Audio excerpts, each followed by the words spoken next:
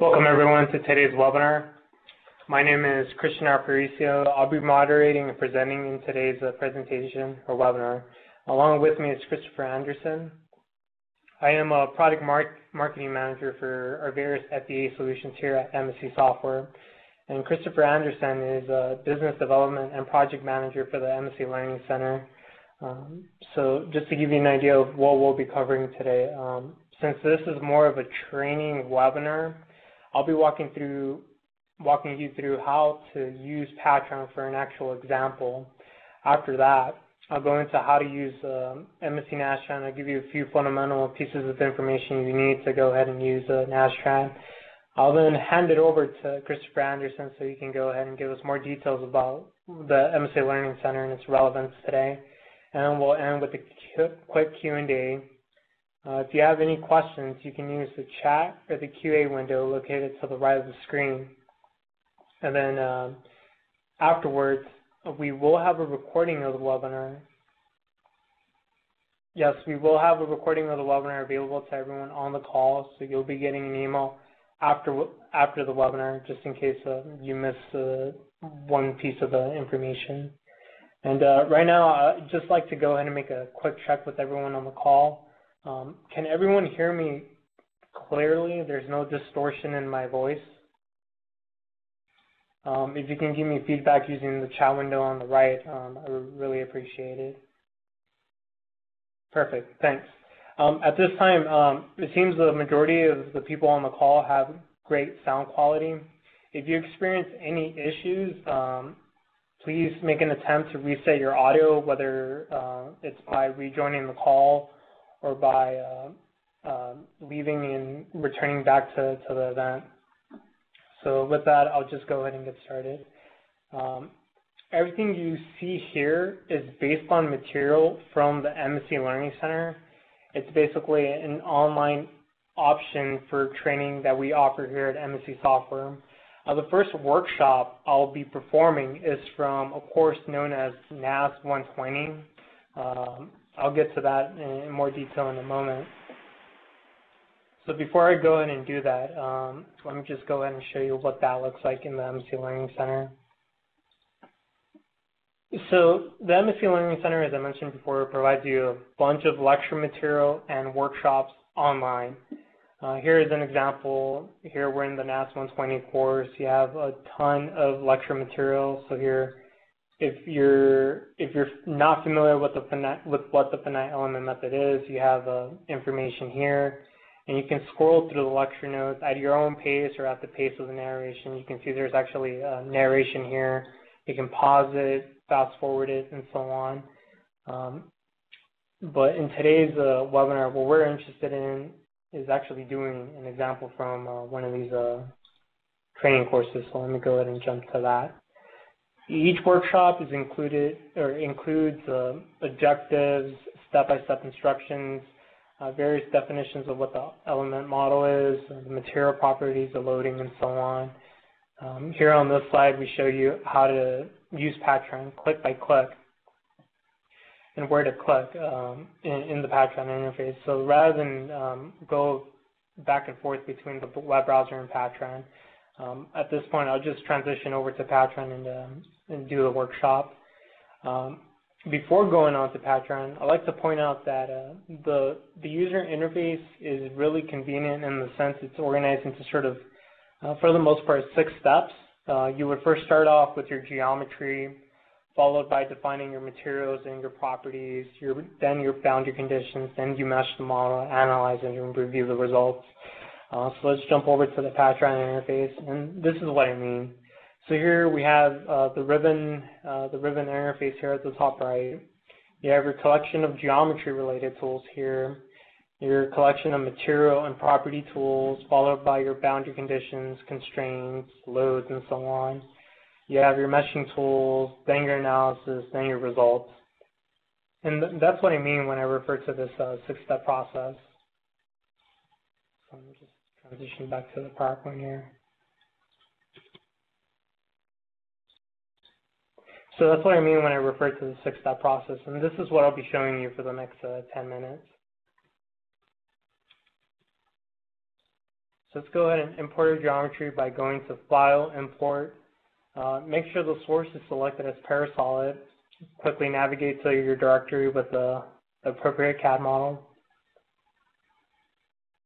And in a moment, you'll get a dialog confirming that you've gone ahead and imported the model. So just click OK on this dialog. You'll notice right now the model is in what's called wireframe mode. I can switch between hidden line, shaded, and for now I think we'll leave it on shaded.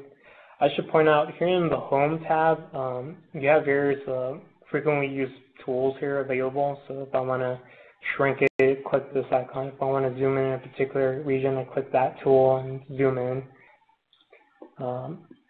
Traditionally, we'll have to go into the Geometry tab and make a modification, but this model is pretty much ready to go. So let's go ahead and create our first material.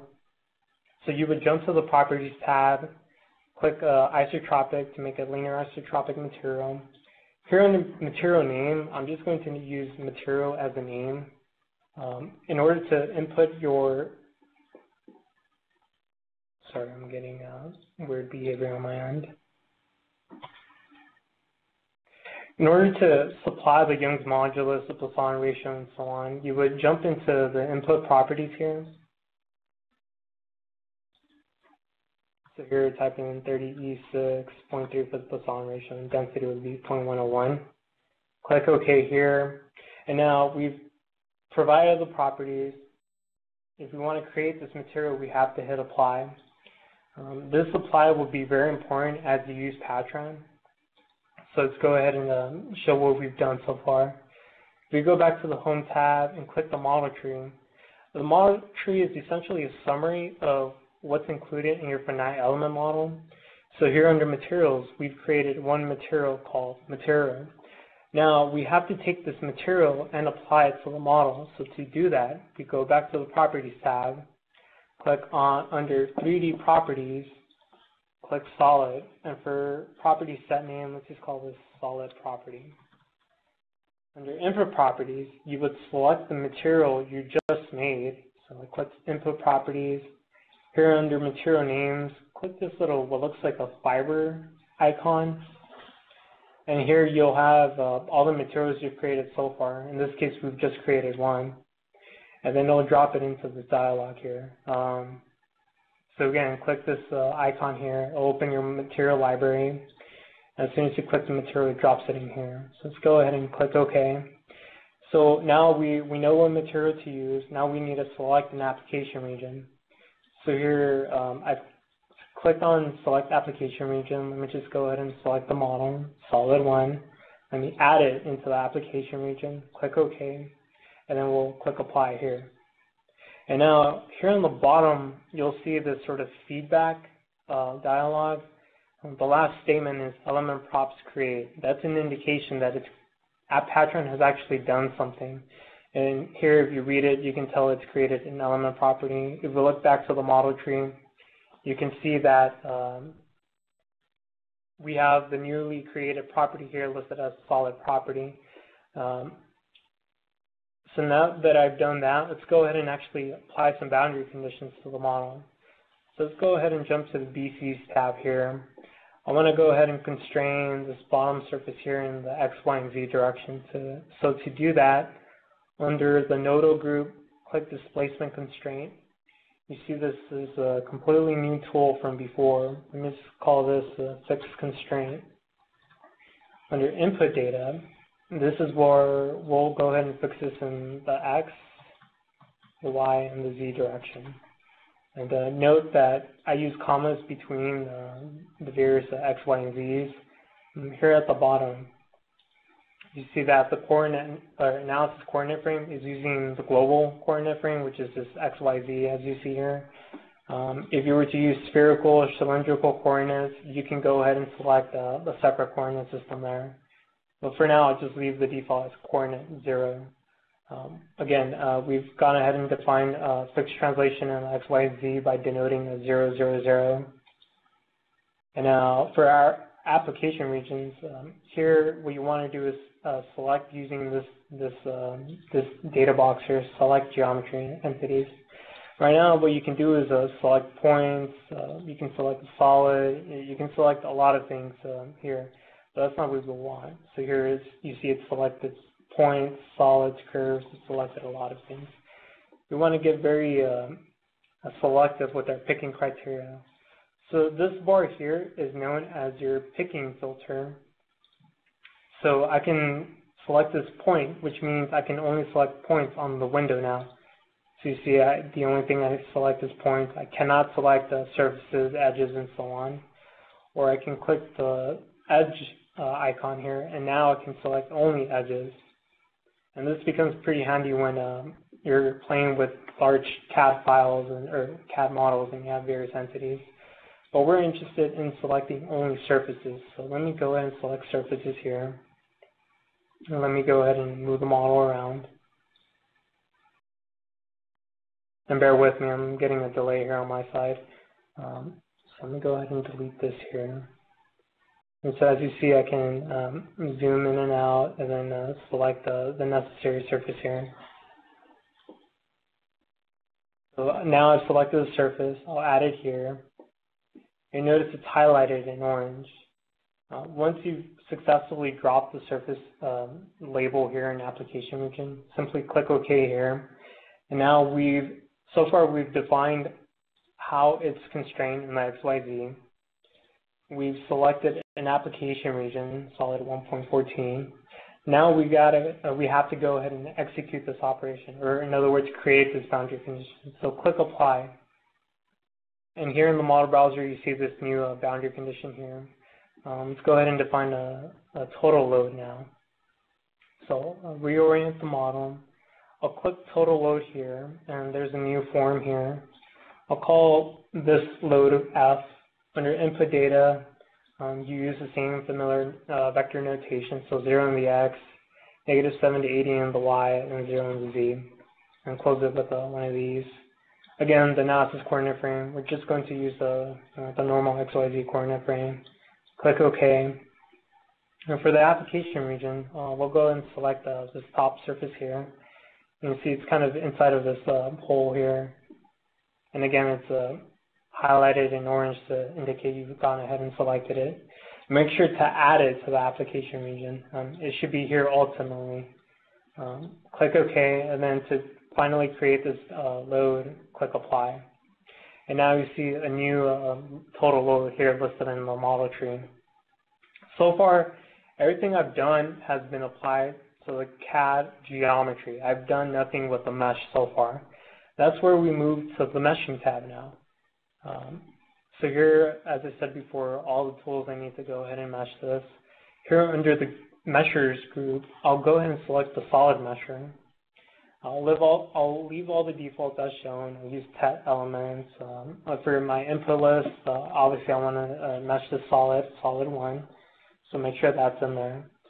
So the global edge length, you can automatically calculate what is the ideal element size here, but here I'll overwrite this and I'll type in my own element size of 0.5.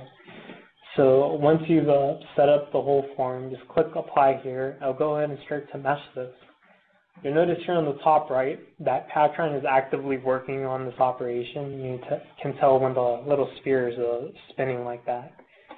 And so now, here I have my mesh that's superimposed with the geometry. Let me just go ahead and display our boundary condition markers now. So you see this, I'm back in the Home tab. I can use this plot OBC markers tool to plot them off and on. Here, if I want to erase everything, just click this little, what looks like a broom almost. Right now, the boundary conditions are applied to the CAD model, so you cannot see them applied to every node in the model. If you want to see the boundary conditions applied to the nodes, simply go to Display, Load BC Element Props here. Check on Show on FEM Only, hit Apply, and then under the Home tab, click the Plot LBC markers again. And now you see that the boundary condition markers are applied on the actual nodes. This is not necessary, but if you want to visually see this, you'll have to go through these steps. So the process is, again, Under Display, Load VC Element Props, this form opens up. Make sure to check on Show on Fem Only, hit Apply, and then turn the LBC markers on again. But for now, let me just go ahead and return it to the way it was before. So I'll leave this unchecked. I'll hit Apply, and then I'll turn this, or I click the LBC markers, the plot tool again, and you'll notice I'm back to the original way the boundary conditions were displayed. So far I've gone from geometry to properties all the way to meshing. Now, let me go ahead and actually do an analysis. So here I click on Analysis.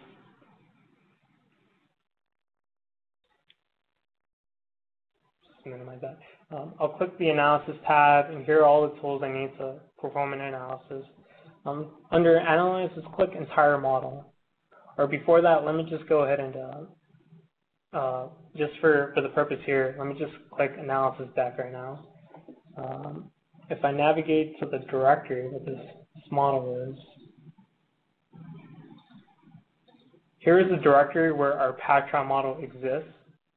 The .db is the Patran database, and there are supporting file types included also.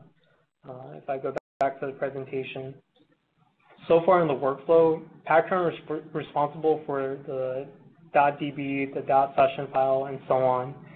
Patran, what it will do in a moment is create what's known as this BDF file for Nastran. Sometimes you'll see a .dat file too. So here, let me go ahead and show you that. So again, right now in the same directory, there is no .bdf file, but the moment when you perform an analysis, it will go ahead and create this BDF file. So now you see this model.bdf. Before it wasn't, but now it is. So what's going on there, let me actually perform an analysis now by clicking Entire Model. Or before I do that, I should make sure that the solution type is set to linear static, and that's what we want to perform in this workshop.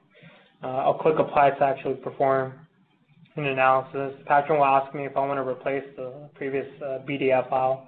I'll simply click OK here.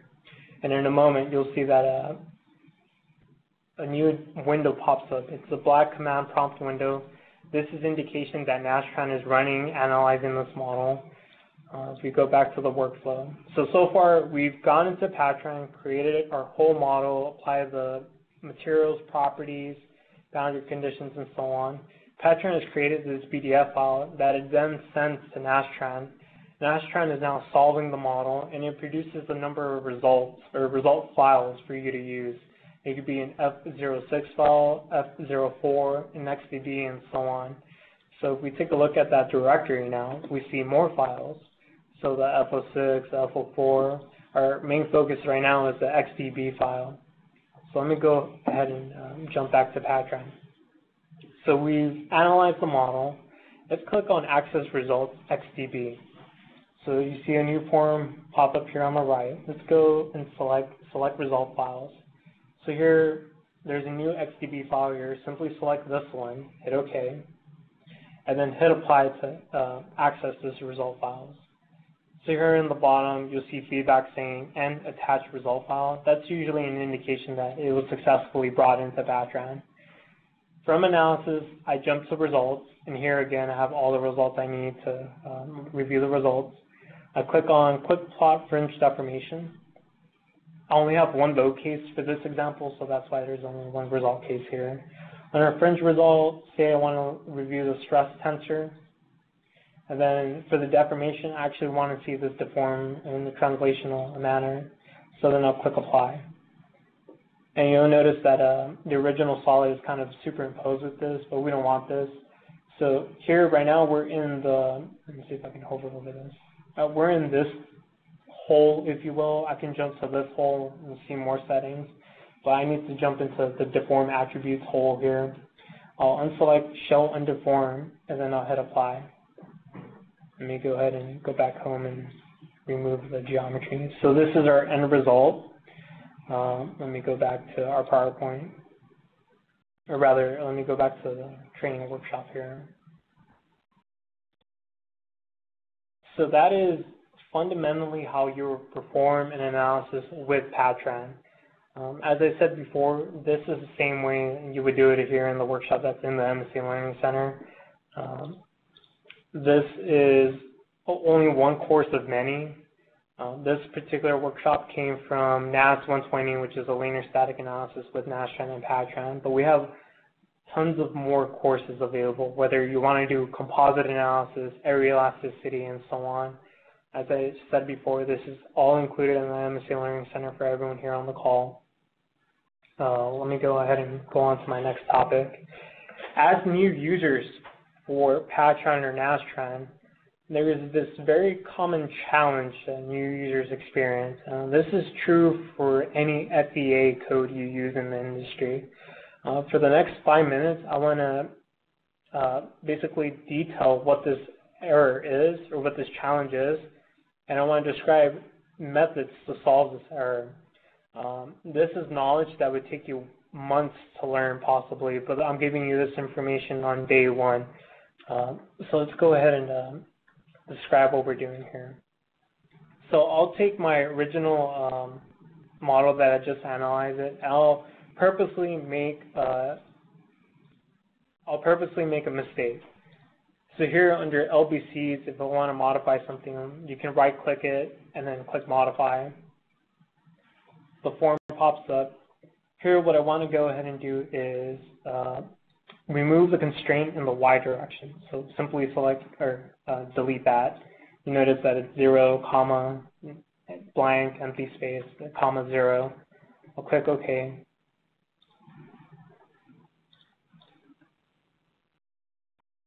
Sorry about that. I have sometimes the mouse cursor disappears on me. I think it may be because of WebEx. So let me go ahead and remove that. So again, 0, comma, space, comma, 0. We are removing the Y constraint. Click OK, and then click Apply to make the modification. You can see the feedback here on the right, or at the bottom. Let me go ahead and analyze this again. So under Analysis, Entire Model, and then I'll hit Apply. It's going to ask me if I want to replace the original analysis file, so I'll simply select yes and yes again. Nastran will then make an attempt to go ahead and solve this finite element model. Since I've gone ahead and removed one critical constraint, Nastran or any FEA code will be unable to solve this model. We know this in 2 ways, so I'll just give it some time to go ahead and do that. Once it's done, we'll do the normal thing of clicking XDB to import the results. Select the result files, which is model.xdb. Click OK, and then we'll click Apply. So here, if we go to the Results tab, you'll notice there aren't any results. And another indication is here on the bottom, we have an acknowledgement saying Begin Attach Result File. When it successfully analyzes, what you should see is an End Attach Result File, I believe was the statement. But here it's begun, but has not finished accessing results. But at this point, what you would do is investigate the .f06 file. I call it the F06 file. So let me go ahead and show you what that looks like. Here, navigate to the same directory with your Patran database. Again, this is where your .bdf file should be. There's this F06 file here. Simply open that with, say, Notepad, and you see a ton of information here. But what we're interested in is a message called user fatal message. So look for fatal. And here we see this line here, user fatal message 9050. This is the most common challenge a new user would have with any FEA code. Keep in mind, you may see a different user fatal message for a different reason, but here you know this is the most common one when it says run terminated due to excessive pivot ratios here in the matrix. So let's go ahead and fix that in Patran. Again, the reason I got this error is because the model is not constrained in the Y direction. If you're playing with more complex models, let me just get my bearings here. Once you have more complex models, it may get a little bit challenging because, oh, sorry about that. mouse cursor here is acting up on my side.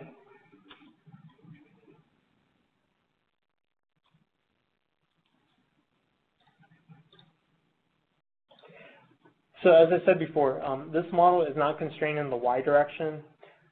Obviously, we know what the problem is, but once you have a more complex model, how do you investigate the model for this issue? So back in the model, under analysis, entire model, instead of doing linear static analysis, let's perform a normal modes analysis. Hit OK, and then click Apply to perform an analysis. And then it's going to ask me if I want to replace the old files. I'll simply click Yes. And now Nastran is solving the problem for a normal modes analysis. What we end up getting is 10 natural frequencies and 10 normal mode shapes. But there's one mode shape in particular that is of interest, and I'll show you that in a moment once Nastran finishes.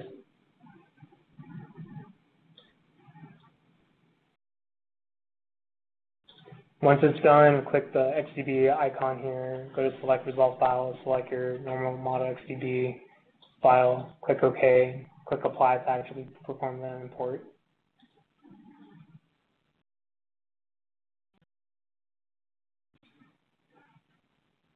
And then when we jump to the Results tab, we see various mode shapes. But the most interesting one is the first one. You notice that the natural frequency is very close to 0. It's actually 7 e to negative 5 hertz. If we look at the deformed result, and let me turn on the French result just to show. So I selected the first mode shape. The French result will be translation eigenvectors, and then the deformation result will be the mode shape. I've checked on animate to show the actual mode shape. So this is what you see. Before doing that, let me just go ahead and hide the geometry. So this is what you see in the mode shape. You see what's known as a rigid body mode. You see the first mode shape is actually in the Y direction. This is indication that this model is not constrained in the Y direction. And this is a really useful tool when you have more complex models, because if you don't restrain it in the Z direction, you would get a rigid body motion in this direction. In the X direction, you would get something like that, and so on. So, and again, this is indicating when the natural frequency is very close to 0 or very, very small. So obviously we know how to remedy this. Simply go back to displacements, right-click, modify, drop in the appropriate constraint in the Y direction, 0, click OK, click Apply to confirm the modification, and now this model is ready to go. So if you were to go ahead and perform an analysis again using a linear static analysis, the model would then run successfully, which is what we want. So now, that usually happens when model is not constrained. I will show you an instance wherein you would have to use what's known as an equivalence function. So let me go ahead and open a different model for you. So this next model I'm opening is almost identical to the one I just showed. There's a small exception though.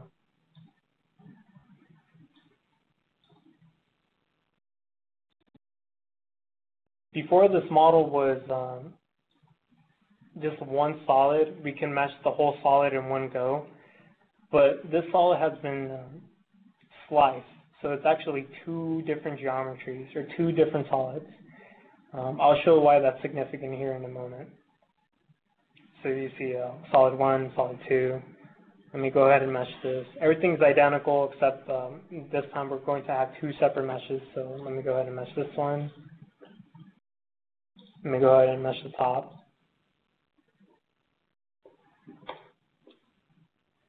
So again, the bottom here is restrained in the 1, 2, 3 direction. If I go ahead and analyze this, if I analyze this model as it is right now, I will get the same error message. So user fatal message 9050, and it's very important that it says 9050 for our discussion today. So you find out that there's a problem with the model. It won't solve. No FEA program will solve it because there's just something inherently wrong with the model. So to remedy, as before, go to entire model, solution type, switch it to a normal modes analysis, and click OK. And then hit apply here. And then it'll go ahead and perform its normal modes analysis. This time, what we'll find out is there are 6 normal modes that are very questionable, and I'll show that in a moment once the Nastran is done. Before, we found a natural frequency very small, very close to 0. Here, we'll find the same thing. We'll find 6 normal modes that are very close, and I'll show what the significance of that is right now as soon as Nastran is done. So it's done. Let's go ahead and import this XDB file. So you would go to select result file, click the XDB file. And then I apologize to everyone on the call. I'm getting a delay here on this side. I'll click OK and then import the results. And we jump to the results tab and review the normal modes, that is. You see again, or rather, my apologies, this one's not configured properly. This one should work. So let's just go ahead and look at the first one.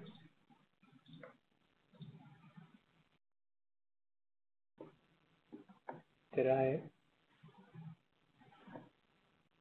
No, this one was incorrectly set up for this demo.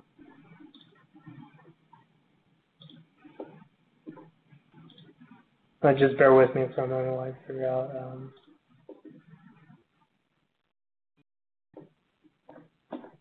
Oh, I know what I did. So here, I think I must have attached the wrong result file. Oh yeah, that's what I did. So again, it's very important that here under select result files, you navigate to the proper directory. I was using the results from the first demonstration, strut1. What I needed to do was navigate to my current directory under strut2, where I have my new result files in. So let me go ahead and do that and hit apply. Now under results, and this is where we see what the challenges with this model. So again, we have 6 normal modes. All of them are very close, or the natural frequencies are very close to 0. When we animate these with fringe result, a deformation result, and so on, what we end up finding is that the top piece of the part is actually detached from the rest of the model. So let me go ahead and show that a little clearer. So here you see there is actually some sort of rotation about the x-axis. If we jump to the other mode shades, we get more indication that this top section is actually separated from the rest of the model. So now how do we fix this? This is actually very simple. Let me zoom in here. Remember that this solid is actually in 2 pieces. And if we look at the finite element model, let me turn on the numbers here. We see we have node 4300, 4100, 8300, but here you see the number just cannot be read. So the numbers are superimposed on one another. Basically, you have 2 nodes that are on top of each other.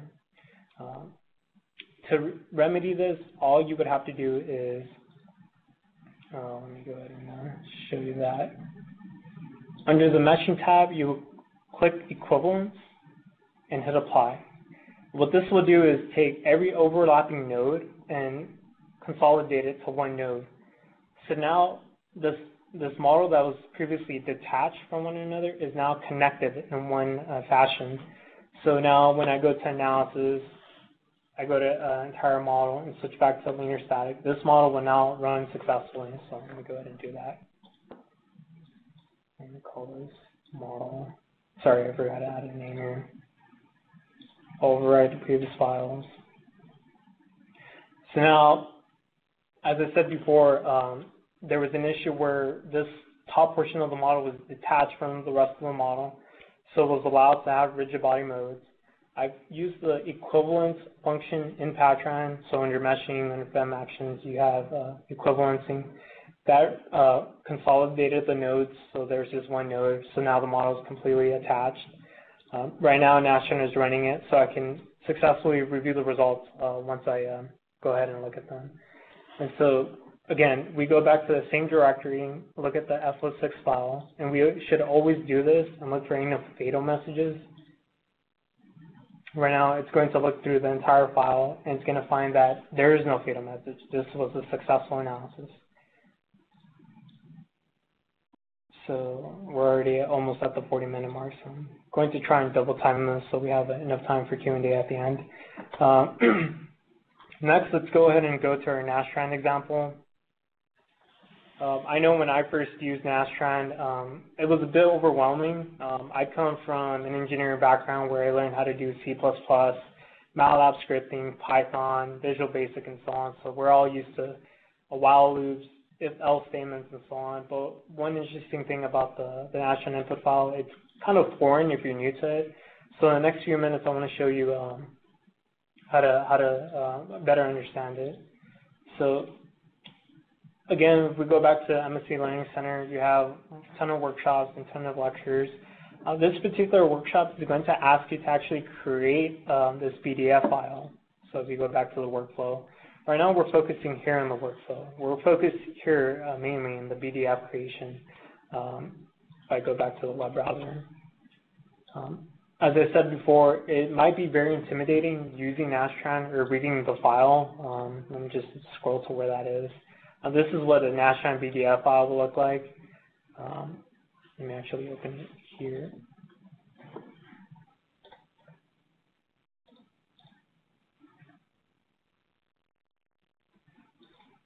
So this is what the Nastran input file, the PDF file looks like. This is essentially a description of everything that there is with your FE model. It describes where the nodes are, what the materials are, what the locates is, and so on. So let me just give you a crash course on how to read this particular file. Again, on day one, this was intimidating for me because, as I said, I was used to reading while loops, if-else statements, and so on. One thing you'll notice, it's pure text. Well, you should know it's, for today's discussion, it can be seen as broken up into 3 parts. One is known as the executive control section, the case control section, and the bulk data section. I'll be focusing on the bulk data section for today. Note that there is a limit on how many characters you can use. The limit is 80 characters in one row. So if you start from the beginning, 1, 2, 3, and count all the way, you would have 80 columns essentially to use. These 80 columns are grouped into groups of 10. So you have 1, 2, 3, all the way to 8. Then you start, stop, and start again, 1, 2, 3, go to 8, start, stop, and so on. But this next slide has a better description of what I mean. Imagine a cell or a set of fields. There's so many synonyms I can use. But this is essentially what you're working in. There are these various cells. You drop data into each individual cell. Again, when you look at the PDF file, you won't see these cells. So let me jump back to that. So here I have it in Notepad. There are no cells to look at. But if you can visually memorize this, that there are cells, you'll have a lot easier time when you're using Nastran. So let's go ahead and walk you through how to read this. Here we have an entry known as grid. This is known as a node point in Nastran language. There is one document I want to show you. As you open these PDF files, you'll find there are various terms I wasn't familiar with on day one. There's something called the quick reference guide, which is basically a big definition to all the various terms you have in the application. So here, let me just go ahead and navigate to the first entry known as grid. This is known as a node. So here, I'll navigate through the table of contents. I'll jump to the definition of grid. I can jump to various other definitions and so on here using the table of contents. But what the grid is describing are a few things. Here, ID2, which would be this set of cells. This is defining the node ID, so node 1, 2, 3, 10, all the way to 10. Here, field 4 is defining the X, the next one is the Y, and the Z location of the node. So node 1 is in 48X, 42Y, and 6Z. There's another entry here, CROD. This is defining your element. So elements 1 through 12, you see that it's connecting node 1 to 2. Element 2 is connected from 3 to 4. And again here, element ID, and the connection from grid 1 to grid 2 and so on. These cards are not independent. They are actually supporting other entries here in the file. So here we have the CROD pointing to PROD. So here, if we recall, here in the CROD, field 3 is a PID, or property ID. Each element will use a property with an ID of 1, so that's why you see an arrow here pointing to the one that it's using. If you look at the material here, so PROD, MID, the MID, this is indication is pointing to material with an ID of 1. So here, this material has an ID of 1, so MAT1, MID 1, E, the Young's modulus, the shear modulus, Poisson ratio, and the density, so 1, 36.3, and I don't know what, this one doesn't have a, how do I say the density. And then the last one, force. This is obviously the loads. SPC1, your constraints. Right now, let me just go ahead and jump into Patran here, or Nastran, or the notepad. So here, right now, all the forces have an identification number of 1. Here we see that this load case will be using any forces with an ID of 1. So suppose I switch these to 2. So this load case will only use the ones with 1, so that would be these 3. But now what if I want to use these 2? Well, what I will have to do is simply switch that to 2. So now it's using only the forces with the ID of 2. And then one last comment before I conclude this quick Nastran discussion. As I said before, all of these are broken into 80 columns or 10 groups of 8. So you would literally have to count 1, 2, 3, 4, 5, 6, all the way to 8. Start again, 1, 2, 3. And so when you're typing in data, it can be very cumbersome to manually type in all these spaces. There's a different way to do this. You can use the comment notation, as I call it. So CROD, or rather instead of that, let me create a node. So type in grid, instead of doing the spaces, use a comma to indicate the separation. So let's create node 11, I'll leave it blank here, and 1 in the X, 1 in the Y, and then 3 in the Z. 3 in the Z, that is. So here with the commas, I don't need to worry about the spaces like I did before. I can freely type in the data and so on. And I encourage everyone to use this method when they're modifying the file because, as I mentioned before, it's very important that you follow this format. Everything has to be in the field unless you use commas. Once you use commas, you don't have to worry about if it's in the cell or not, if it's properly spaced or not. Commas really do save you here. I think with that, I think I'm pretty much at the end of what I wanted to go over. I'll just make the last comment that my proficiency 5 years ago started with the same material that's available in the MSC Learning Center. When I first started out, I went through as many lecture notes. I went through as many workshops as I could. All of the training courses you see here, most of them I've gone through. In addition to the Nastran ones, we have ones devoted to advanced capabilities in Patran.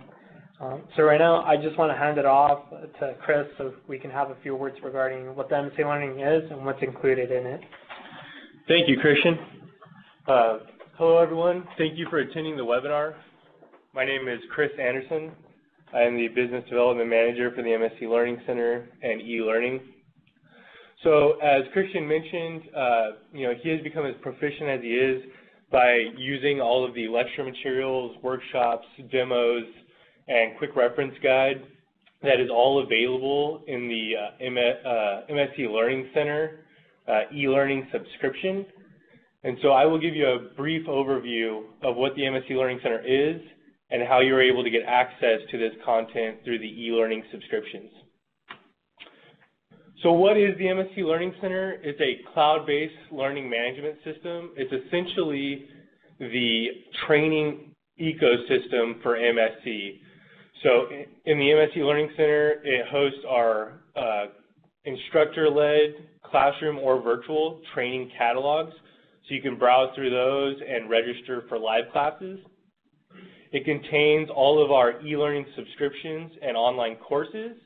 And if you have purchased an e-learning subscription, you can access and launch those classes from within the MSC Learning Center. It also has community forums, so you can go in there and interact with other learners in the system, as well as subject matter experts and trainees from MSC. There's also the ability to receive your certification exams, as well as certificates for completing courses and exams.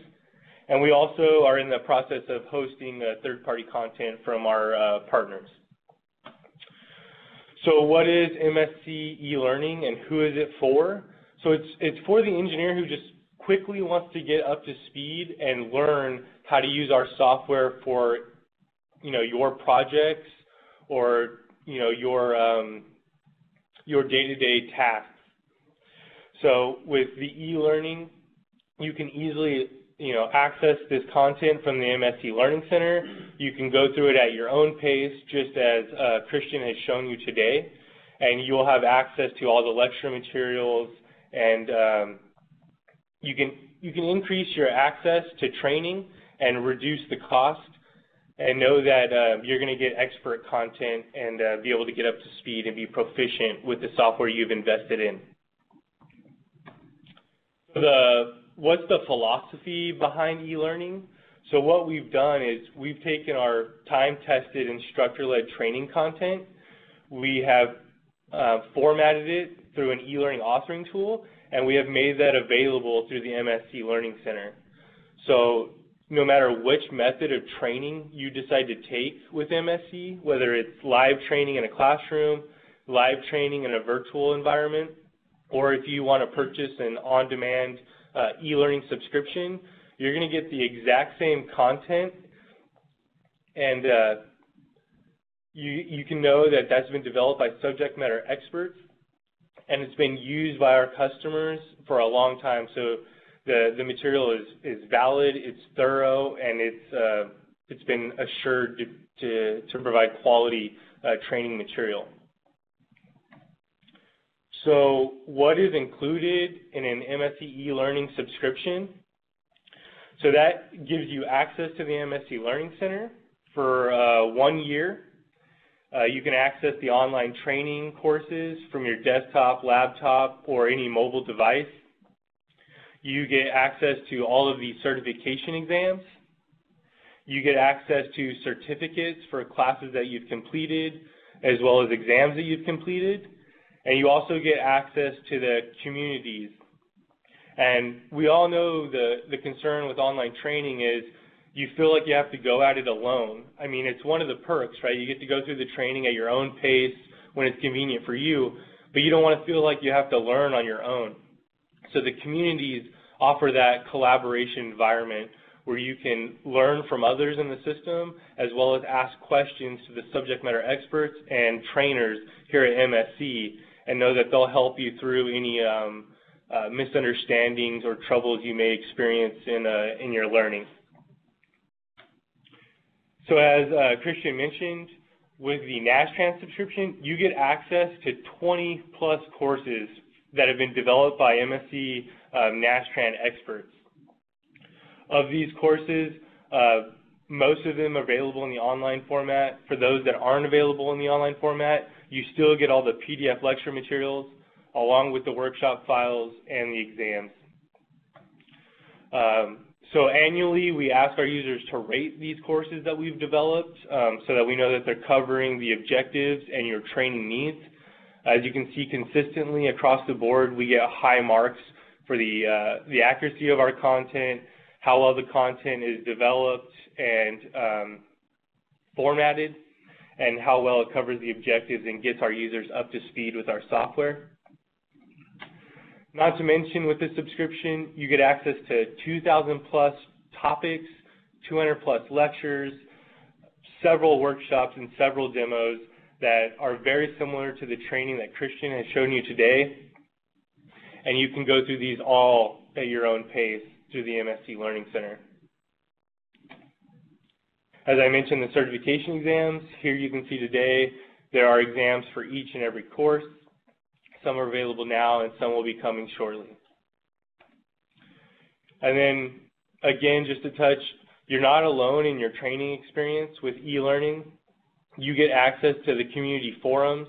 So if you ever have a question about a workshop, a demo, some lecture content, you need some more clarity or understanding, you can simply access the communities, post your question, and know that a subject matter expert or some other user in the system will respond to your question in a timely fashion.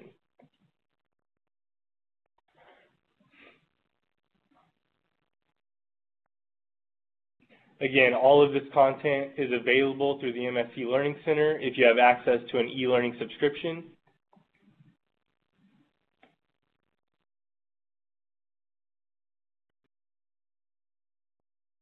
So, yeah, click one on it. Yeah.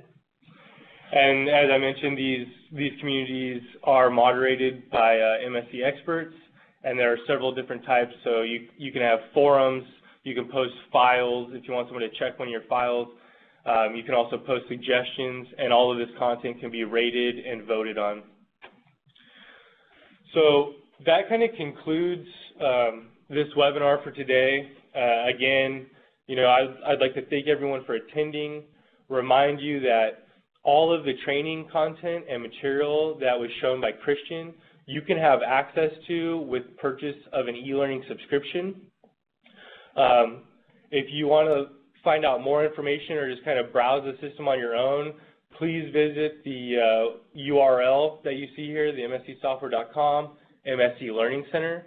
If you are an academic professor, researcher, or student, and you want access to the MSC Learning Center e-learning content, please visit our Academic Learning Center webpage, where you can figure out how to register and how to pay. And for all of the academic users online, you can get access to every e-learning training course for a nominal fee of $99 US. For our commercial users, please visit the website and request to be contacted if you are interested in purchasing an e-learning subscription. With that, I would like to go ahead and open the floor for any questions